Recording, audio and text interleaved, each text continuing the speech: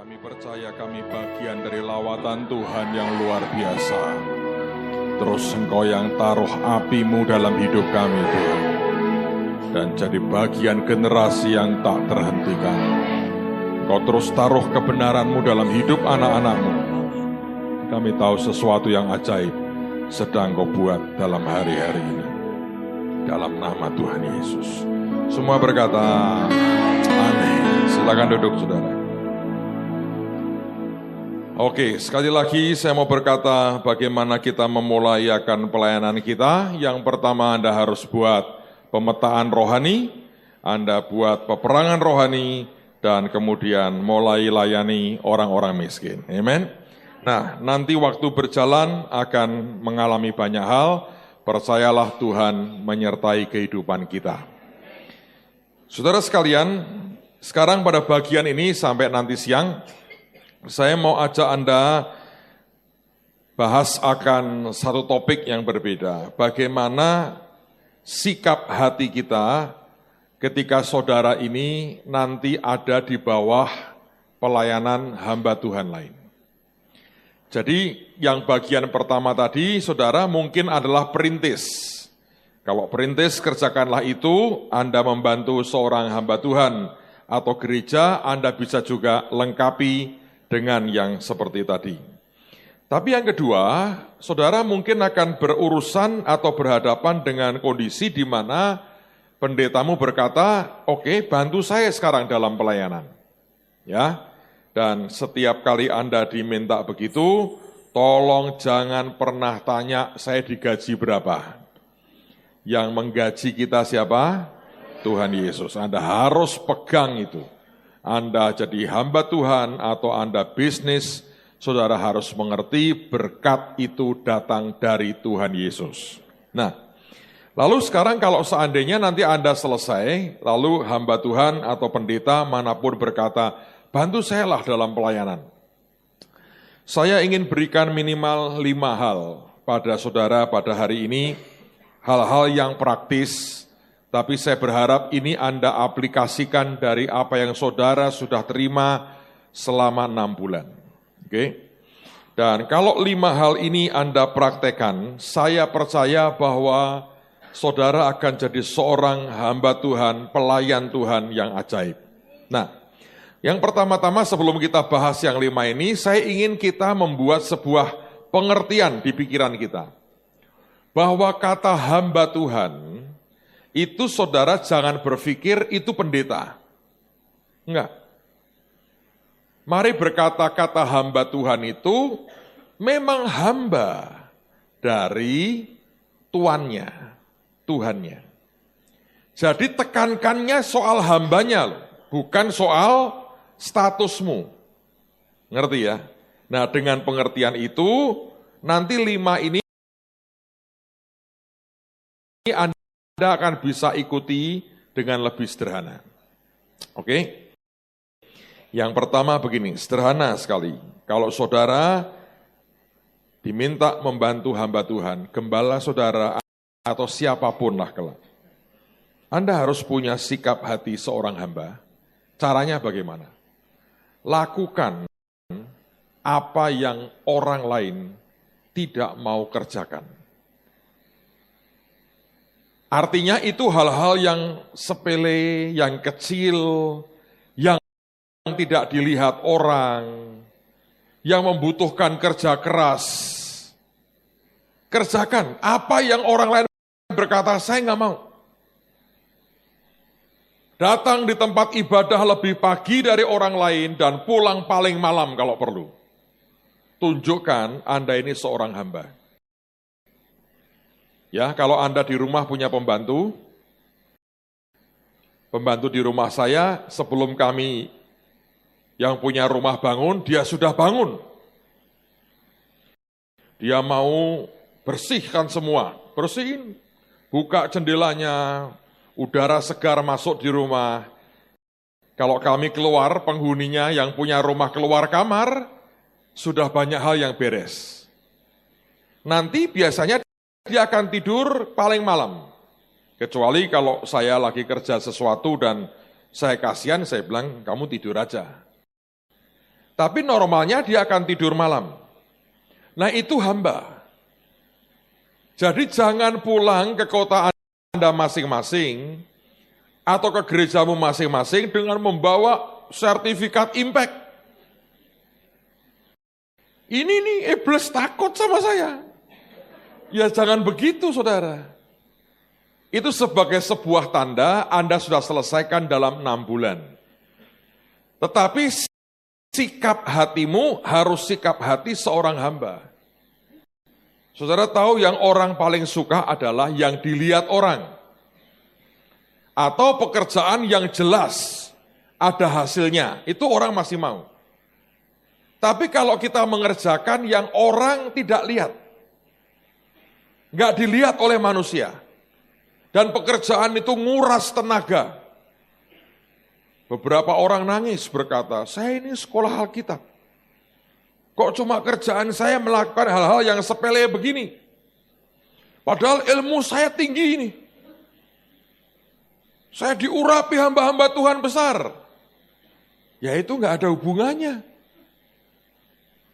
Karena sebetulnya semua yang sudah Anda terima itu akan bisa dijalankan, dipraktekan ketika Anda merendah sebagai hamba. Kalau sikap kita itu merendah sebagai hamba, baru kuasa Tuhan akan keluar. Saya mengagumi Tuhan Yesus, saya harap Anda juga. Lihatlah pelayanannya, lihatlah cara khotbahnya, lihatlah semuanya mujizat yang dia buat. Tapi dia pernah mengatakan, aku datang untuk melayani dan bukan untuk dilayani. Jadi kalau saudara ada di bawah pelayanan satu hamba Tuhan lain, tempatkan dirimu begitu rupa, lakukan yang orang lain tidak mau lakukan. Nah, saya sebenarnya kenal dengan John Bevere cukup lama, saudara.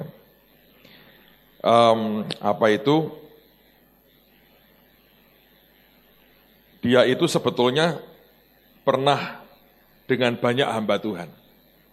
Satu hari, dia kan arsitek, insinyur mesin sebetulnya, lulusannya. Insinyur mesin. Dia kerja dengan seorang hamba Tuhan, dan kerjaan pertama itu apa tahu? Jadi sopirnya. Jadi sopir. Anda berkata, maksudnya jadi sopir gimana Pak? Ini saya berikan yang lebih ekstrim lagi nih. Bukan John Bevere, lebih ekstrim lagi. Benny Hinn itu punya adik, namanya Sam Hinn. Pernah ke Semarang juga, tahun 90-an awal. Kami kenal juga, berteman juga. Sam Hinn cerita dengan saya, dia memulai pelayanannya itu menjadi sopir dari kakaknya, Benny Hinn. Jadi sopirnya Benny Hinn pertama itu adiknya sendiri. Saya mau cerita, Anda mau ngerti hati hamba, mau ngabdi pelayanan. Sam Hinn itu kuat di pastoral. Dan dia sekolah Alkitab.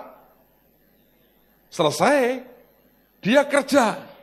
Kakaknya berkata, Sam, lu bantu aku aja. Dipikir jadi staff, tidak, sopir. Nah saya mikir gini, ya sopir tapi kan tetap adiknya, ya toh? Kakaknya pergi kemana ya, sopir kan tetap enak. Pastilah mana mungkin kalau kakaknya dapat fasilitas apa, adiknya enggak mungkin. Ternyata tidak. Saya bilang dengan dia begini pada waktu itu, loh apa hebatnya lu cerita kamu sopirnya Benny Hinn. Kalau dia hire sopir atau dia kerjakan sopir dari luar, tetap sopir, lu kan adiknya. Terus dia ketawa. Kamu nggak ngerti. Kita hidup di dunia yang berbeda. Kalau kamu orang timur, kamu akan begitu. Ya toh? Benar nggak? Kalau Anda punya sopir misalnya, adikmu sendiri. Saudara kira-kira kalau Anda berkata gini, Dek, ayo aku mau makan di restoran. Adikmu Anda ajak makan tidak? Ya toh? Karena Anda orang timur. Kadang-kadang di dunia belahan dunia lain, ada yang berbeda cara mikirnya. Lu adik boleh adik, sopir tetap sopir. Dan dia berkata loh, kalau Benny Hinn lagi pergi, dengan keluarganya, makan restoran, dia di mana? Di mobil. Wah, kejam banget, Pak. Anda mikir gitu kan? Berarti hatimu belum hati hamba. Ayo. Artinya kalau engkau diperlakukan seperti itu, marah nggak kira-kira? Oh enggak, Pak, teorinya. Kenyataannya ketika saya cerita begini kan Anda merasa sesuatu yang nggak pas kan? Itu artinya kalau Anda yang melayani seperti posisinya Sam, belum bisa. Ayo. Coba Anda pikir, mudah tidak sih? Kita melayani dengan hati hamba itu mudah atau tidak? Satu hari ada cerita konyol. Karena kalau bergaul dengan orang-orang seperti ini ada banyak cerita-cerita yang tidak pernah keluar di mimbar. Tapi karena ini minggu terakhir saya ceritakan beberapa buat saudara. Saya bilang, terus kamu kalau ada meeting-meeting dengan dia, dengan orang-orang, dia bilang, ya aku tidak pernah diajak sebetulnya. Kenapa? Aku pernah diajak sekali, malu-maluin dia. Satu hari saudara, Benny Hinn itu ketemu dengan donatur-donatur pelayanannya, orang-orang kaya. Dan hari itu pertama kali Sam diajak makan bareng, dia pikir kasihanlah ini adik gua ajak. Ini saya mau ajak Anda melihat, ini maaf ya saudara ya, biarkan kita ini jadi orang yang tahu diri. Sebab seringkali kalau kita sudah selesai di pendidikan seperti ini, kita sangat percaya diri. Dan sangat mengangkat diri. Tapi kurang tahu diri saudara. Dia duduk makan. Dan ini orang-orang kaya. Satu di antaranya, seorang ibu-ibu sudah tua.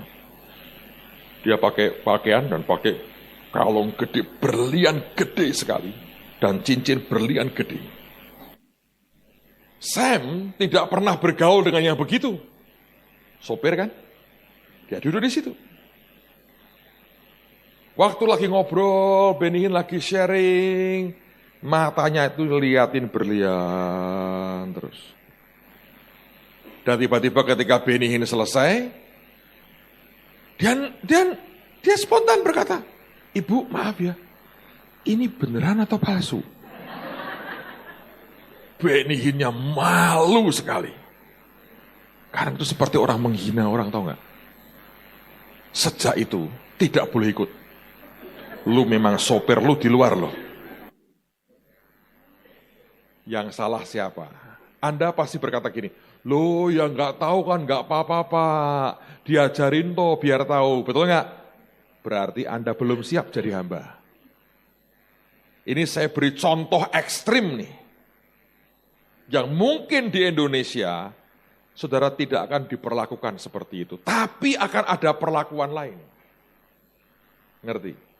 Jadi begitu saudara itu melayani seseorang, Anda harus tempatkan dirimu. Makanya yang kedua, ini yang pendapat yang saya mau sampaikan Anda. Duduklah istilah Alkitab di kursi belakang. Yesus pernah ngajari toh, kalau kamu pergi ke sebuah pesta, jangan duduk di kursi terdepan, kursi terhormat. Supaya apa?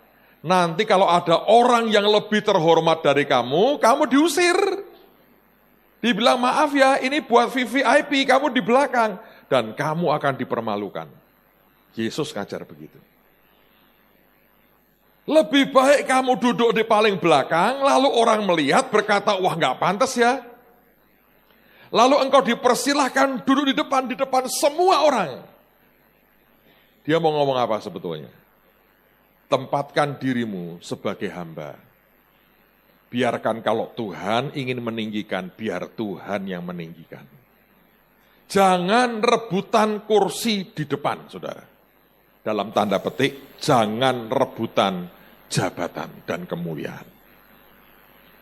Saya pernah ngelihat orang nikah ini dengan kondisi seperti yang diceritakan Yesus.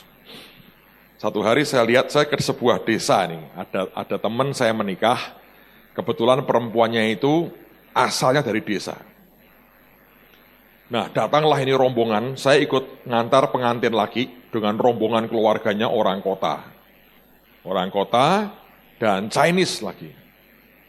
Datang, duduk dia. Dan semua keluarganya duduk di depan. Saya ikut bantu melayani, jadi saya masuk di dapur, mondar-mandir. Pokoknya apa yang saya bisa bantu, saya bantu. Tapi saya ini orang yang mengamati, saudara. Saya kalau ketemu orang ini, mata saya ngamati. Mulut saya akan diam, tapi saya belajar, saya ngamati. Saya lihat keluarga duduk depan semua. Dan dia berpikir, aku adalah keluarga laki-laki. Pantas aku dihormati. Hanya satu masalah. Ini orang-orang Chinese yang dari Semarang ini tidak terlalu ngerti yang namanya protokoler dan sebagainya. Ternyata keluarga di desa ini keluarga kaya. Dan bersahabat dengan bupati, dengan camat, dengan sekda. Dan mereka semua diundang. Saya lihat dengan mata kepala sendiri. Dan itu sesuatu yang menegangkan sebetulnya. Pada waktu itu tiba-tiba setelah keluarga yang laki duduk di depan, saudara, kira-kira 2-3 baris dipenuhi keluarga mereka. Datanglah protokoler dari kabupaten. Berkata, Pak Bupati, 10 menit lagi akan nyampe. Ada Pak Sekda, camatnya juga datang, lurahnya datang, pejabat kabupaten datang semua. Pak Hakim ini datang, Pak Jaksa datang, Pak Kapolres datang, Pak Dandim datang. Bayangin saudara, dihitung berapa baris itu? 5 baris. Mau taruh di mana? Ayo, sekarang saya mau tanya. Tuan rumah milih pejabat atau keluarganya? Pejabat toh. Keluarga gampang lah, sorry ya, harusnya gitu kan. Tapi ini nggak ngerti. Didatangi sama kakak pengantin perempuan. Maaf ya, ini para pejabat mau datang. Geser ya. Wah, saya lihat wajahnya saudara. Seperti orang dipermalukan, berdiri dan mundur ke belakang. Sepanjang resepsi, mukanya asem banget saudara. Datanglah para bupati, sekda, dandim, dan sebagainya. Duduk para pejabat di depan. Belakangnya pejabat berikutnya, level-level 3-4 row itu penuh dengan pejabat. Ketika saya melihat itu, saya bilang, Tuhan, betul ya perkataanmu. Jangan duduk di tempat terhormat. Kalau saudara melayani seorang hamba Tuhan dan pelayanannya, jangan cari tempat yang terhormat. Tempatkan dirimu tempat yang paling bawah. Dengerin saudara ya, berlian tetap berlian saudara. Berlian tetap berlian. Anda ditaruh di lantai tetap berkilau. Anda masuk lumpur tetap satu kali akan tetap berkilau. Kilaunya tidak pernah bisa pudar. Berlian tetap berlian. Kalau Anda memang berliannya Tuhan, tidak usah khawatir di tempat mana, tetap akan berkilau.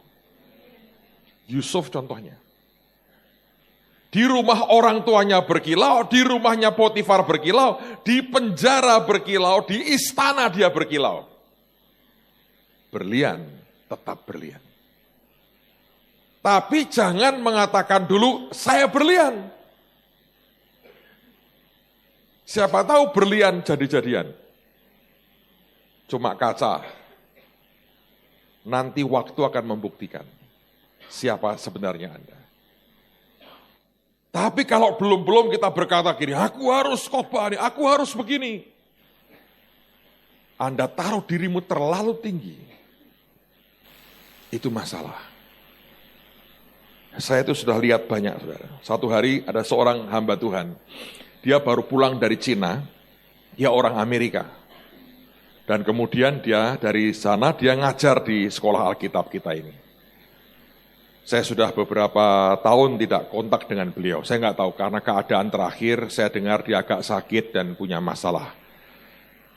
Tapi dia cerita dengan saya begini, wah kami ini malu sekali. Malu gimana? Kami ini hamba-hamba Tuhan dari Amerika. Doktor teologi, lulusan sekolah Alkitab yang hebat-hebat. Kami diundang, dibawa masuk ke Cina, melayani, ketemu dengan pendeta-pendeta gereja bawah tanah Cina. Bayangin saudara, ini sudah profesor, doktor yang hebat-hebat.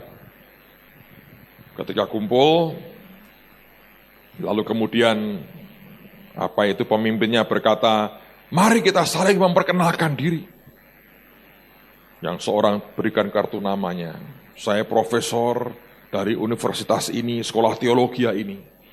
Saya mendapatkan gelar bachelor saya di sekolah ini, master saya di sini, doktor saya pertama di sini, doktor kedua saya di sini. Saya pernah ketemu orang doktornya PhD-nya 6, saudara. Serius, orang Korea Amerika.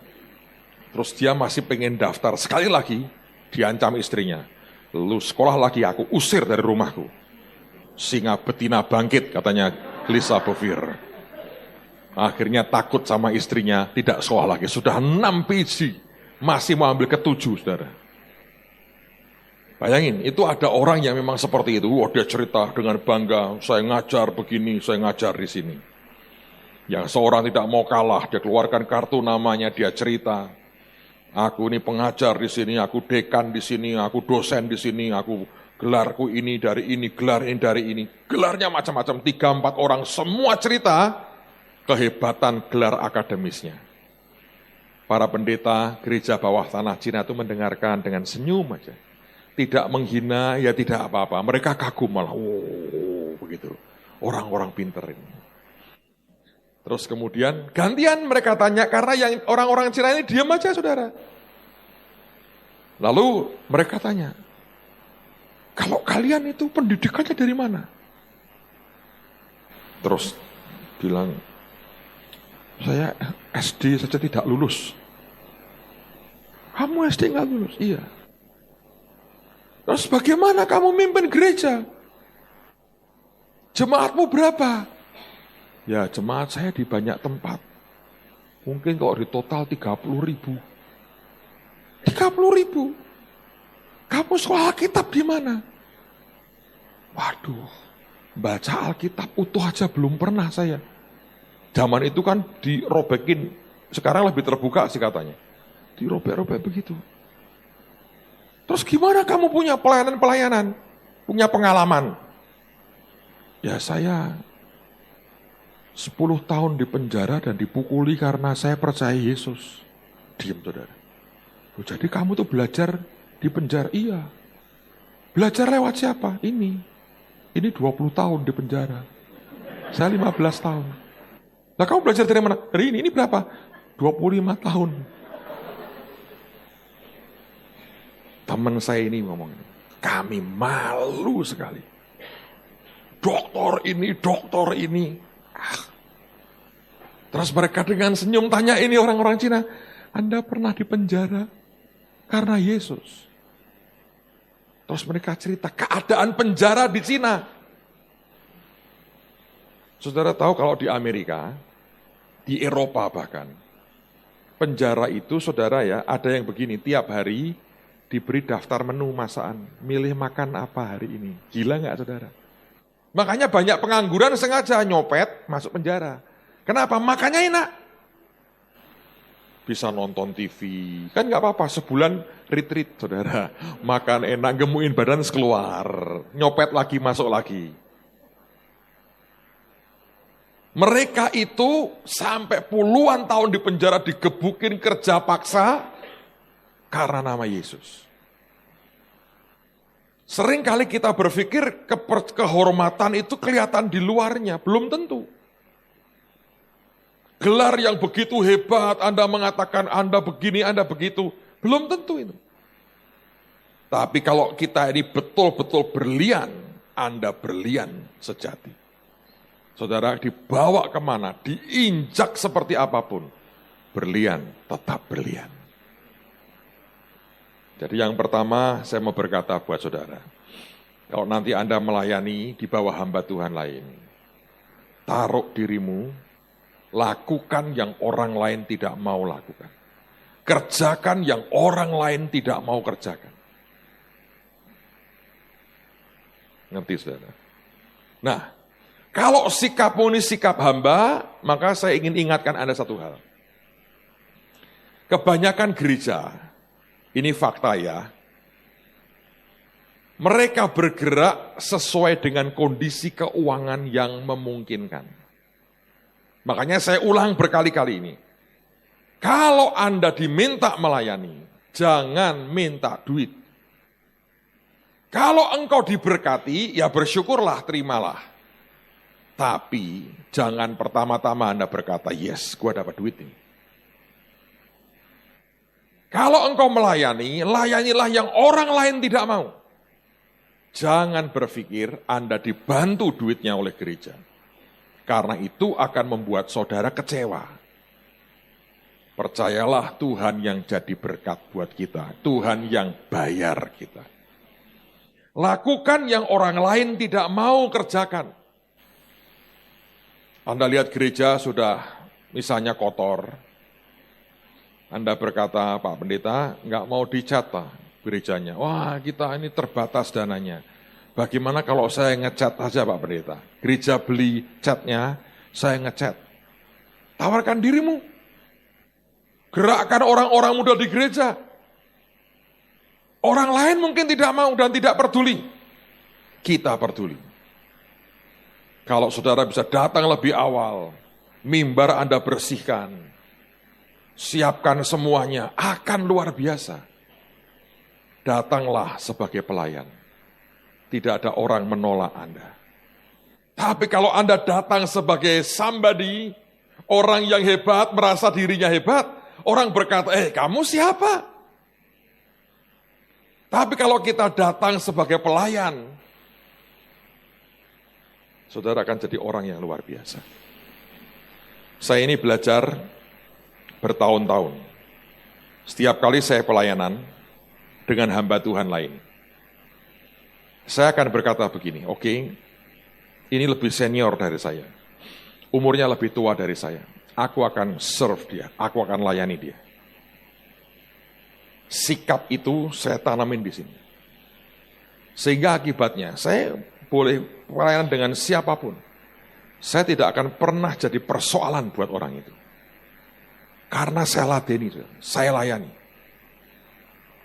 Dan itu harus begitu rupa sampai orang berkata begini, aku sukalah dengan dia. Karena tidak semua orang itu Anda dengan gampang bisa bergaul. Tapi kalau saudara punya hati hamba, Anda nggak peduli. Gitu. Seorang pembantu bekerja di sebuah rumah tangga. Dia tidak pernah tahu majikannya seperti apa. Nah, kalau dia itu milih-milih, picky, Anda bilang, ya aku ini ya, anak yang ini aku ini mau, ini tidak mau. Biasanya persoalan. Tapi kalau dia tempatkan dirinya sebagai hamba, dia akan tahan lama. Saudara sama juga. Percayalah peninggian datangnya dari Tuhan, bukan dari manusia kita. Layani dia. Ini hamba Tuhan, aku layani, aku abdikan diriku. Lakukan yang orang lain tidak mau, Anda kerjakan. Anda pulang misalnya, tidak ada sambutan apa-apa, nggak apa-apa. Anda lihat mana yang orang tidak mau. Oh, WC gereja itu jorok. Tanpa Anda, kadang-kadang tidak usah minta izin. Kalau bersihin gereja, percayalah Pak Pendeta tidak akan ngurusi saudara. Tapi Anda bersihkan, cari karbol atau apa untuk supaya tidak terlalu bau. Anda bersihkan. Pokoknya loh ini kok ada tukang WC baru. Nggak apa-apa. Kerjakan yang orang lain tidak mau kerjakan. Peninggian datangnya dari Tuhan, kata firman Tuhan. Dan cuma satu alasan Tuhan meninggikan kita, kalau kita itu rendah hati. Ini harus jadi sikap mental kita. Dan yang kedua tadi saya berkata, jangan duduk di kursi terdepan. Jangan pernah membandingkan dirimu dengan siapapun, dengan berkata, siapa lebih hebat, siapa terbesar di antara kita. Jangan pernah. Tuhan tidak pernah panggil kita untuk jadi lebih hebat dari orang lain. Tuhan panggil kita dengan destiny kita masing-masing. Kerjakan yang seharusnya kita kerjakan. Nah, yang ketiga, saudara, kalau Anda melayani di bawah hamba Tuhan lain, jadilah pendoa buat hamba Tuhan itu, dan sekaligus pembawa senjata. Apa artinya? Saudara ngabdi sebagai pendoanya. Kalau Anda ini pendoanya, begini nih. Kalau Anda bukan pendoa ya, tiba-tiba hamba Tuhan itu emosi, marah. Anda bisa berkata gini, ya hamba Tuhan kok marah. Emang nggak boleh? Manusia kok. Yesus saja marah, saudara. Tapi marah yang kudus. Semua kita toh belajar. Ada saya tahu hamba-hamba Tuhan yang pemarah, saya tahu. Ada yang tidak juga. Kita pilih yang mana tergantung temperamen kita dan seberapa Tuhan akan didik kita. Nah, sekarang saya beri contoh. Kalau Anda ini hanya melayani, pendetamu pemarah misalnya, ngamuk, meledak. Ada orang yang temperamental begitu memang. Dan gampang digosokin orang lain. Dia mau meledak. Saya tahu itu ada hamba-hamba Tuhan yang begitu. Dan yang kurang ajar, anak buahnya memanfaatkan dengan baik.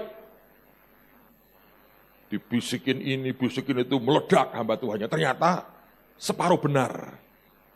Dan toh si hamba Tuhan ini karena memang sumbu pendek, istilahnya, meledak. Makanya saya pernah khotbah, my head is not a pentol korek.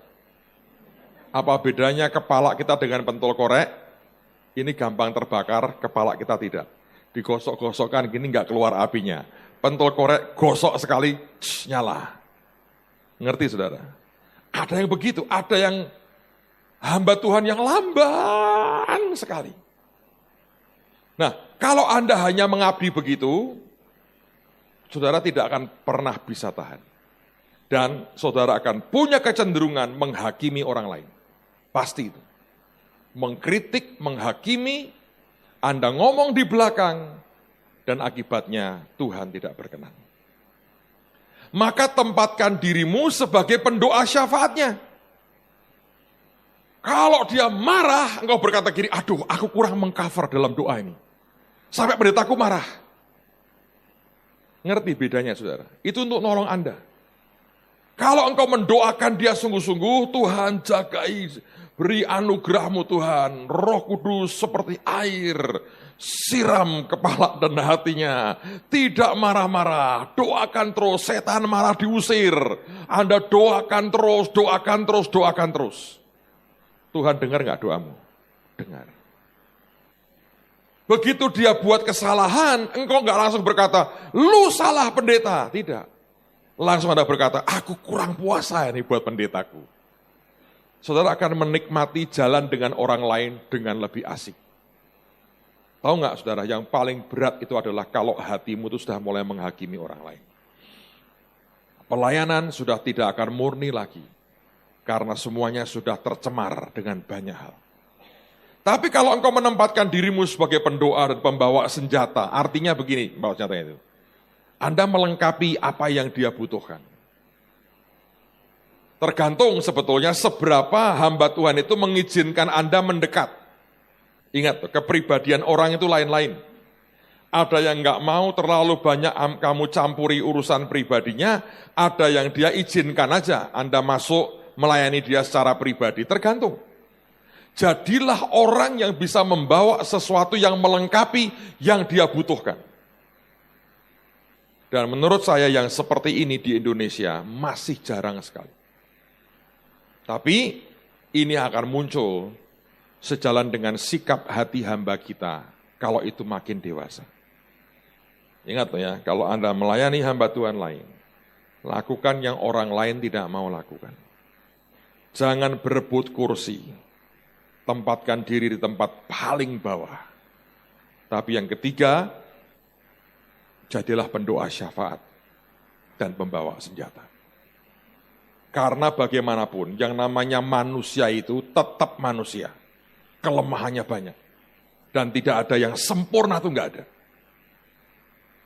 Pak pendeta saya kok nyerang-nyerang bahasa roh. Jangan dikritik. Jangan ajak bantah-bantahan dengan berkata, Jerry Horner ngajar saya begini. Siapa itu dia nggak tahu. Bantah-bantahan nggak ada gunanya. Doakan dia Tuhan kalau perlu biar tiba-tiba dibaptis Roh Kudus. Lagi di WC bahasa roh sendiri, nah itu kan seru. Nanti kan berhenti mengkritik. Ngerti nggak saudara? Bagaimanapun itu dia orang yang diurapi, dia hamba Tuhan, respek kita nggak boleh kurang. Apapun kelemahannya, Anda pendoa syafaatnya. Doakan. Nanti kan beda. Tapi kalau Anda tidak pernah mendoakan dia, ujungnya saudara akan mengkritik. Karena engkau berkata, itu kesalahan dia. Tapi kalau engkau berkata, aku ini jadi pendoa syafaatnya. Tiba-tiba Anda melihat, aduh kok begini ya. Saudara akan berkata, Tuhan, kurang apa aku mendoakannya? Mungkin kurang puasa, kurang peperangan rohani, atau apa? Dan bukan hanya dia, doakan, tolong keluarganya Anda juga doakan. Loh Pak, saya ini kan jadi benar-benar jongos Pak. Emangnya apa? Nyanyinya hineni kok nggak mau jadi jongos saudara. Justru itu Anda itu jongos elit. Untuk bisa jadi jongos 6 bulan dididik saudara. Belum lulus masalah ini. Hanya untuk jadi pelayan engkau 6 bulan. Yes. Kalau perlu tambah lagi. Amen, saudara. Tapi ini kita, memang begitu panggilannya. Dan itu cara yang Tuhan suka. Masa kita mau lebih dari Yesus? Dia pernah berkata, engkau memanggil aku guru dan Tuhan. Dia berkata gitu kan. Katamu itu benar. Dan aku guru dan Tuhanmu, sekarang aku membasuh kakimu melayani kamu. Nah, hamba Tuhan tidak bisa berdiri sendiri ternyata. Saya perhatikan itu ya, apapun yang terjadi di rumah, suka tidak suka mempengaruhi hidupnya. Jadi doakanlah suaminya, doakan istrinya, doakan anak-anaknya, doain. Dan biasanya anak pendeta ada yang nakal. Kalau Anda tidak mendoakan, kau berkata gini, anak pendeta kok kayak anak setan begitu. Rusak. Ini saya mau beritahu nih ya, kehidupan pendeta ini begini saudara. Rata-rata, begitu dia punya anak kecil, tidak ada orang di jemaatnya yang berani negur anak ini. Kenapa? Anaknya pendeta. Sungkanlah dengan pendetanya, dibiarkan. Tahu nggak akibatnya? Anak pendeta merasa dia boleh berbuat apa saja. Karena jarang dia dengar orang berkata, jangan. Ngerti nggak saudara? Nah itu kondisi begitu memang. Di Amerika ada sebutan itu. PK, Preacher Kids, anak pendeta. Itu ada gengnya. Geng anak pendeta. Biasanya kepahitan semua itu. Karena orang tuanya sibuk, nggak ngurusin dia. Nanti belum di rumah ribut dengan istrinya. Pendetanya boleh gembala sidang, senior pastornya istrinya seringkali. Pendetanya bintang 4, istrinya bintang 7. Dan itu kalau perang di rumah. Yang berani nyikat khotbah pendeta istrinya. Papa, tadi tidak benar itu mengutip ayat. Nah ini suami habis khotbah, tidak benar bagaimana? Khotbah, ributlah. Dan kalau nanti ada di antara saudara jadi istri pendeta, jangan bintang 7 saudara. Semakin kau hajar suamimu, engkau bisa menang dalam perdebatan, kau meruntuhkan yang di dalamnya dia. Beberapa orang menurut saya disiapkan Tuhan jadi istri gembala. Sampai hatimu terbentuk, baru Tuhan tunjukkan siapa orangnya. Kalau Anda masih singa betina yang buas dan ganas, Tuhan berkata, aku cinta pendeta-pendeta ini. Biarkan dia hidup berbahagia selama-lamanya. Anda punya masalah. Kalau kau kepahitan dengan Tuhan berkata, mana engkau tidak dengar doaku? Sudah aku dengar nak. tapi berat mengabulkannya demi keselamatan para pendeta ini. Serius saudara. Saya ini boleh saya jujur ya saudara. Dulu saya dipanggil Tuhan jadi gembala itu saya tidak mau, terus terang. Karena saya bertahun-tahun nginjil.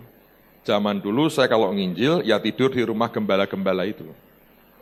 Saya lihat itu, saya bilang Tuhan aku gak mau lah. Belum majelis. Majelis sih gampang diatasi. Majelis di rumah ini. Waduh saya lihat tuh sering kali itu. Sampai di rumah istrinya. Bapak, waduh kalau sama tinggi gitu tinggi. Wah, saya bilang ini masalah ini. Dan suaminya hanya gitu, haleluya. Tiba-tiba mati, serangan jantung. Iyalah, saya sering lihat itu. Jadi saya bilang begini, aduh kasihan ya gembala ini. Jadi ketika Tuhan berkata, kamu mulai gereja nak, saya tengking tuh pertama. Setan kau jangan mendustai aku. Karena saya lihat itu berat. Anda tahu gimana beratnya? Bayangin, setiap minggu khotbah di gereja. Makanya saya kan kalau di gereja ini antik, saudara. Kita nggak ada kebaktian wanita, kebaktian pria, nggak ada. Kerja, cari jiwa. Wes jangan kebaktian terus isinya. Tapi kalau di tempat lain, kebanyakan coba lihat. Daftar kegiatan gereja. Minggu, ibadah umum 1 jam sekian, ibadah umum 2, ibadah umum 3, ibadah anak-anak. Senin, kaum wanita. Selasa, kaum pria. Rebu, kaum doa puasa. Kamis, doa semalam suntuk. Jumat, apalagi? Pendalaman Alkitab. Sabtu, kaum muda. Minggu, balik lagi, bayangin. Yang khotbah siapa? Ya dia sendiri. Anda ngerti makin kecil, ini saya ngomong terus terang ini ya, minggu terakhir soalnya itu enak, minggu terakhir itu. Saya lain kali saya ngajar minggu terakhir aja. Minggu terakhir itu enak. Saya kasih kepada saudara. Seberapa Anda bisa handle tergantung 6 bulan yang lalu seperti apa. Ini kan begini nih, ngomong terus terang. Semakin kecil gereja itu, dan keuangannya makin terbatas, akan sulit buat si hamba Tuhan itu ngundang pembicara tamu. Ya, saudara ngundang kayak John Bevere, oh haleluya itu. Tiketnya berapa? Dari Amerika. Dia ngomong, naiknya apa? Merpati? Enggak. Karena paling berhenti di Papua naik merpati dia, terus berenang. Enggak, maaf. Kan belum ada merpati ke Los Angeles, belum ada soalnya, nyampe di Merauke. Udah, mentok Merauke dia. Terus berenang, masa berenang begini? Kan nggak mungkin. Walaupun dia angkat berat 150 kilo ya lain cerita. Kayaknya Singapore Airlines. Saudara boleh cek di internet. Saya mau terbang dari Jakarta aja. Atau Semarang ke Los Angeles. Lihatlah. Bisa shock saudara. Terus ada berkata gini, John, lu bayar sendiri ya. Kan gak sopan. Iya kan? Banyak orang berkata, Pak Pendeta, seperti JKI Pak, undang itu, Morris Cerullo, undang itu. Ya undang-undang ada digantung dulu saudara. Undang-undang begitu.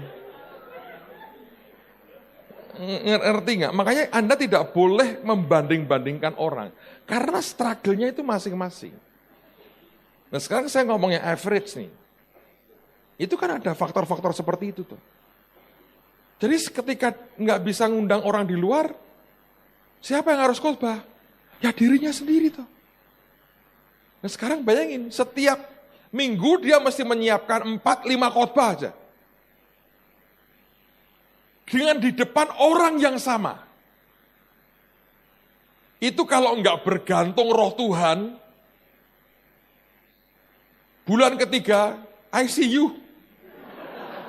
Udah. Entah pendetanya, entah jemaatnya itu.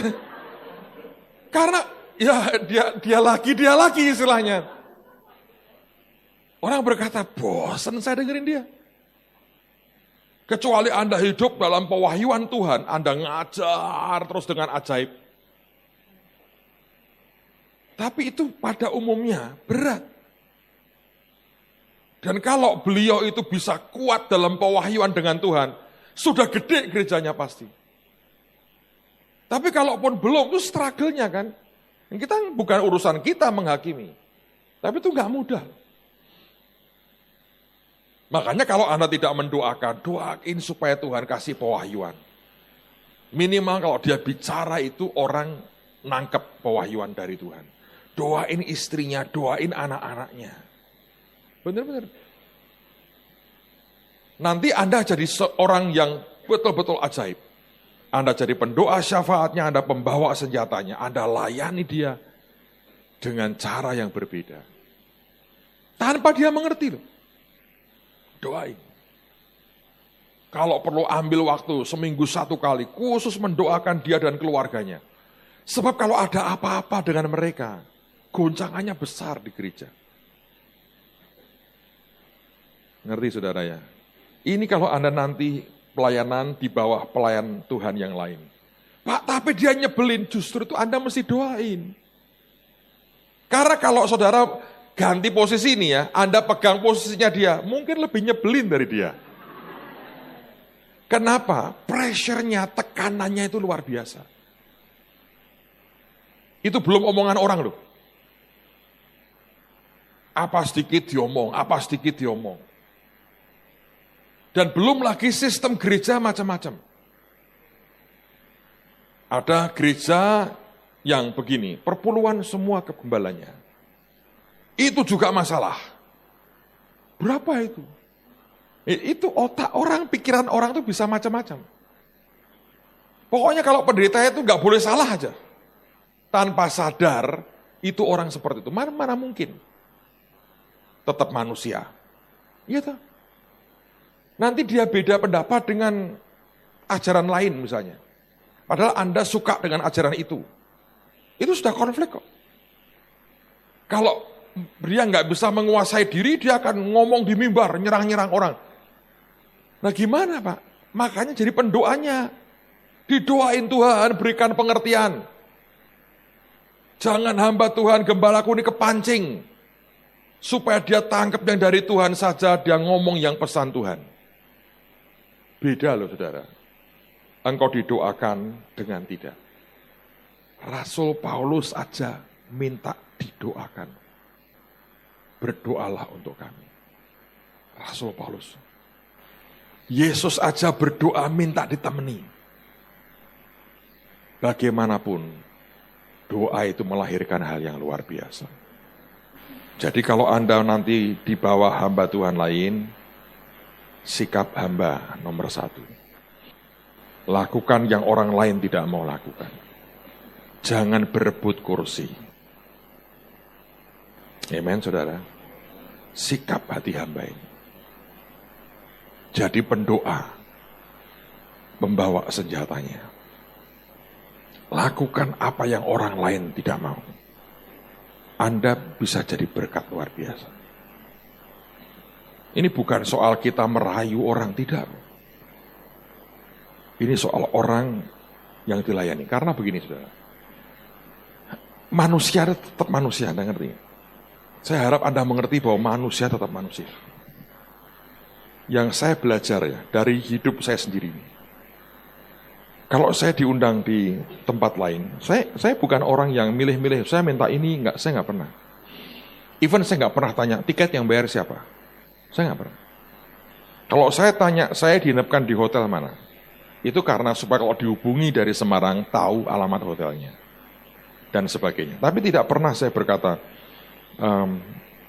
saya minta pindah. Nggak mau. Kalau saya lihat itu memang parah, dan saya bilang, saya mau pindah, saya nggak akan berkata, saya pindah ya enggak. Saya bilang, aku diberkati, dapat hotel di sini. Jadi kamu nggak usah beri aku hotel. Dan saya tidak pernah tagih ke orangnya. Saya bayar sendiri. Oke. Nah, tapi manusia tetap manusia. Kalau saudara itu ada hamba Tuhan misalnya ya, jauh, kayak John Bovir itu kan terbang jauh. Itu kalau dari kota dia itu mungkin bisa 30 jam lebih nyampe ke sini. pindah-pindah kan, jauh. Dia nanti terbang dari Singapura ke LA saja itu 16 jam non-stop. Udah gitu nanti ganti terminal terbang ke kotanya lagi. Dari Semarang, transit Singapura, LA, kotanya, itu berapa? Diperkirakan biasanya itu bisa, kalau normal sih ke arah ke Amerika sana, dia mungkin butuh waktu, hitungan saya lebih dari 24 jam. Kalau dia ke arah Indonesia, lebih lama, karena itu melawan arah angin. Pesawatnya bisa lebih lama 2-3 jam. Nah, Anda bayangin, dia terbang hampir 30 jam, sampai di airport, nggak ada yang jemput. Sudah teler nih, pengen tidur, nggak ada orang. Nunggu sejam lagi di airport sambil bingung, siapa yang jemput aku? Moodnya kena nggak, saudara? Kena. Ngerti nggak? Itu moodnya kena nggak? Kena. Sudah, saya nggak usah ngomong yang tinggi-tinggi lah. Saudara mau khotbah nih, ya. Terus ada temanmu ngajak ribut. Ribut dulu, berantem ngomong. Terus ada naik mimbar. Terpengaruh nggak? Kalau enggak, Anda pemain drama hebat. Terpengaruh. Nah, saudara mesti ngerti. Oh, ini kalau Anda ini pembawa senjata yang pinter nih ya. Anda mendoakan, Anda ngerti gini. Waduh, begitu Anda mau berangkat dengan dia, sudah mukanya kelihatan. Apalagi dari kamar istrinya dengar teriak-teriak, proklamasi. Misalnya gitu. Misalnya. Wah, ini si ibu ini bangkitnya macan betina tuh. Lisa Bovir nulis buku itu, bangkitnya singa betina. Waduh. Ya, saya belum baca bukunya itu. Tapi kalau lalu kemudian Anda ngerti kan? Wah, ini kena nyamuknya. Saudara, kalau Anda ini mendoakan dia, saudara akan tahu bagaimana membuat tekanan itu mereda. Kalau Anda bisa tolong itu dengan yang sedikit saja. Setelah begitu ya, cariin air dingin. Pak, mau ini Pak. Dia minum, ces itu. Sedikit saja. Anda nolong dia, sejam kemudian di mimbar. Tidak keluar proklamasinya, nggak keluar di mimbar, saudara. Benar? Anda memberkati seluruh jemaat. Padahal cuma air dingin aja. Itu kalau Anda mendoakan dan jadi pembawa senjata. Kalau tidak, saudara, dengan semua pengetahuan dan apa yang Anda dapatkan 6 bulan di sini, saudara dengan gampang membandingkan gembalamu nanti dengan orang-orang yang naik di mimbar ini. Dan itu akan jadi masalah besar. Terutama dalam hidupmu, tapi bukan juga buat hamba Tuhan yang bersangkutan. Nangkap saudara, saya harap ini nolong. Kenapa sih sebetulnya ada orang-orang tertentu, kalau Anda lihat kita kalau ngelatih ini tamu tuh ya, Anda mungkin harus belajar. Cariin hotel, di kamar saya disediain buah, sediain parcel, ada snacknya, ada apanya. Saya buat surat welcome selamat datang. Diberi jadwal yang jelas, jam berapa dijemput, kebaktian jam berapa, siapa yang jemput, nomor telepon mana yang harus dihubungi. Itu membuat dia lebih gampang lah. Istilah gini, lu siapin firman aja yang oke. Urusan lain kami yang handle. Dan itu sangat nolong. Kalau tidak masalah. Ngerti saudara? Terus kalau ada tamu asing begini, kita ngelatih ini kok. Ada orang yang nggak bisa makan. Gayanya itu sangat selektif makannya. Tapi kalau saudara bisa layani mereka, hati mereka happy. Kayak John Bevere dia nggak bisa. Soto itu nggak bisa dia. Sayang. Dia kurang menikmati karunia Indonesia. Atau orang Semarang, nasi gudeg Pak, dengan koyor. Waduh, pingsan dia. Oh, kalau makan itu dia milih-milih kok. Ya mari kita berikan pilihan yang dia suka. Mau bagaimana? Tapi dia nggak terganggu dengan makanan. Kalau terganggu, sakit perut, mencret di sini, repot dia lah ikut Pak. Saudara-saudara, mari berdoa, kira dia lari. Masa begitu? Karena Anda harus mengerti, mau tidak mau ini manusia loh. Perutnya orang kan daya tahannya lain-lain. Kita sih hebat-hebat, mau kasih makan apa juga, ya kan? Tapi kalau enggak gimana? Nanggap saudara. Kenapa Anda perlu melayani? Bukan mendewakan dia, tidak. Kita mau dia menyuarakan suara Tuhan. Jemaat diberkati, itu aja. Enggak lebih dari itu. Nanggap ya. Oke, berikutnya. Sudah jam 12. Yang berikutnya. Ini Anda harus belajar dan harus belajar. Ini ya. Nanti Anda kalau makin dekat dengan seseorang, saudara akan lihat semua kelemahan. Mungkin enggak semua lah, sebagian dari kelemahan. Kita kalau enggak pernah bergaul dekat, Anda tidak akan pernah tahu. Tapi 6 bulan Anda di asrama, mulai lihat. Hari pertama malaikat semua. Jelas. Setelah 1 bulan, 2 bulan, waduh ternyata sadis banget ini.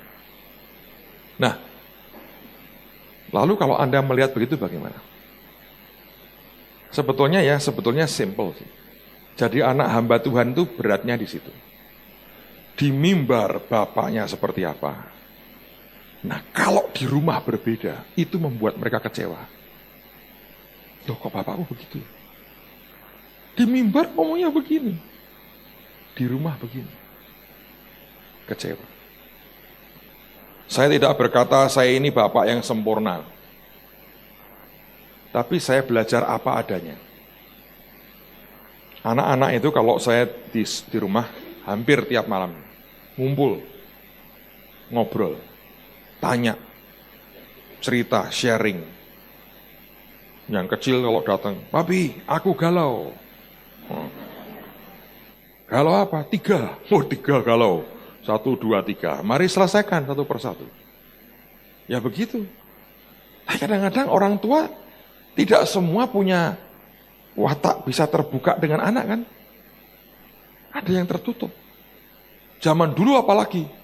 Menurut saya dulu itu orang tua jarang, hampir nggak pernah. Minta maaf tuh nggak pernah. Ngamuk dulu, begitu dia salah. Ya udah. Susah terbaik itu saudara. Nggak ada bilang, maafin papi ya. Nggak ada itu. Sekarang mulailah. Tapi dulu nggak ada. Nah anak itu emang benar, ya lu cuma begitu ya. Jadi di mimbar ngomong apa, di rumah beda. Ini yang membuat banyak anak hamba Tuhan berkata, gua nggak bisa lah. Gua nggak mau. Munafik lah. Dan itu berbahaya. Saudara, nanti Anda kalau melayani hamba Tuhan, saudara akan lihat itu. Ada yang gampang terlihat, ada yang enggak. Yang tidak ya mungkin karena memang enggak banyak kelemahannya. Average nice lah. Tapi Anda akan tiba-tiba kaget tuh, ini kok begini ya orang ini. Belajar tutup mulut. Jangan seperti siapa? Ham. Lihat bapaknya telanjang malah cerita-cerita di luar. Malah kena kutuk.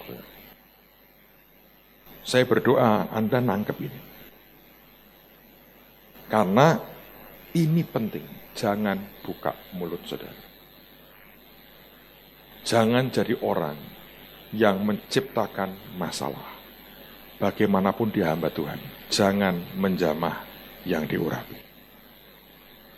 Kalau sampai sebuah titik Anda tidak tahan betul. Ngadep ke Tuhan.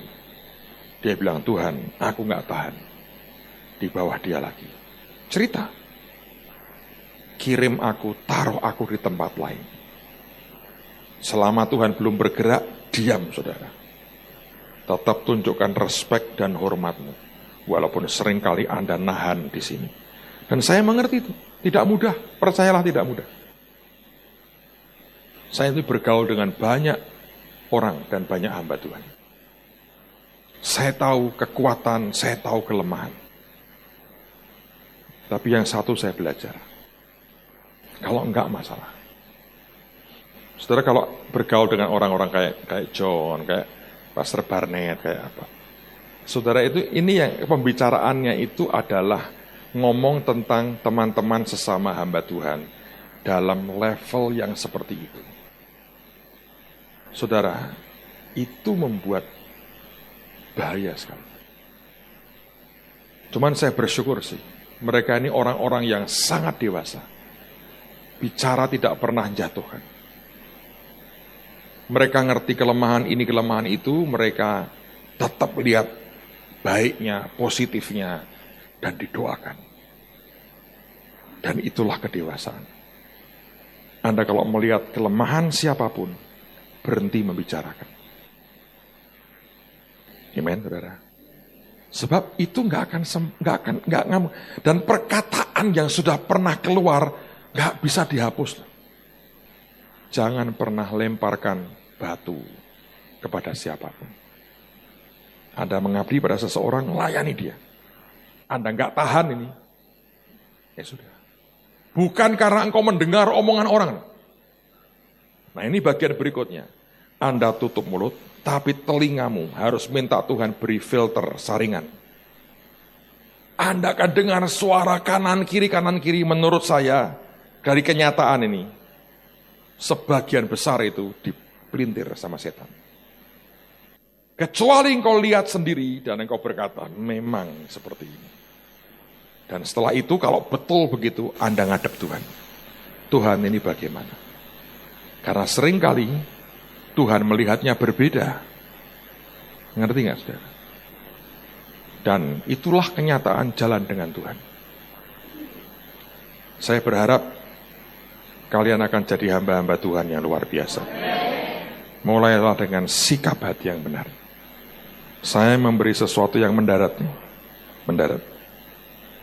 Dan saya akan terus sampaikan sampai hari Kamis. Poin demi poin, saya harap nolong Anda untuk menyiapkan minggu terakhirmu sebelum Anda selesai dan diwisuda. Sementara itu kalau ada pertanyaan, Anda boleh berikan kepada Pak Hasto. Dan sesuatu apapun yang menurut saudara bisa menolong saudara dalam pelayanan Anda boleh tanya. Tapi kalau tanya rahasianya orang lain yang tidak ada gunanya, tidak usah, saudara. Amen. Apapun Anda boleh tanya, sejauh Anda tahu itu akan menolong saudara dalam pelayanan Anda berkembang dengan baik. Berikan ke Pak Hasto, nanti ada waktunya saya akan jawab satu persatu. Baik, mari kita berdiri sama-sama. Nanti sore, jam berapa ya? Jam 7, kita akan mulai belajar soal keuangan, supaya ini juga penting, makanya saya bilang setiap malam saya akan ngomong keuangan, supaya Anda jangan jadi orang yang minta-minta uang kepada orang lain. Amen, saudara. Ingat kemarin yang John katakan, Anda bisa mulai dengan kecil, satu hari engkau akan jadi besar.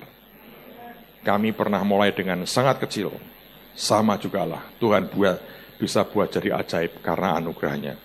Saya mau berdoa, selesai dari sini Anda juga orang yang tahu bagaimana handle keuangan, bagaimana Anda undang uang datang dalam hidupmu. Dan kita akan menikmati anugerah yang luar biasa. Amen. Mari angkat tanganmu di hadapan Tuhan. Bapak, hamba berdoa, hambamu sudah sampaikan apa yang kau taruh di hati hambamu ini. Hambanya berdoa, engkau meteraikan Tuhan. Dan sepanjang siang dan sore ini, terus ajari kami Tuhan, sampai kami mencapai apa yang Tuhan mau.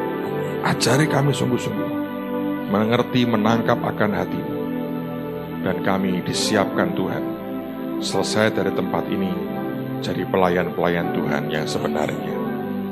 Meteraikan Tuhan.